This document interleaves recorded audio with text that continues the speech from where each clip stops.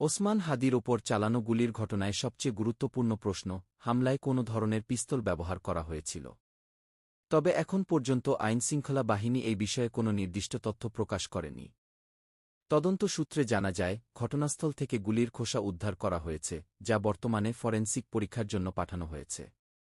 বিশেষজ্ঞদের মতে, এই গুলির খোসা বিশ্লেষণ করলেই নিশ্চিত হওয়া যাবে হামলায় ব্যবহৃত অস্ত্রটি পিস্তল না অন্য কোনো আগ্নেয়াস্ত্র এবং তার ক্যালিবার কী ছিল।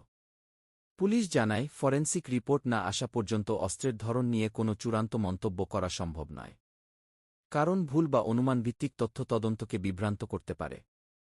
এদিকে উদ্ধারকৃত আলামত, সিসিটিভি ফুটেজ ও অন্যান্য তথ্য বিশ্লেষণ করে হামলায় ব্যবহৃত আগ্নেয়াস্ত্রের উৎস এবং ব্যবহারকারীকে শনাক্ত করার চেষ্টা চলছে।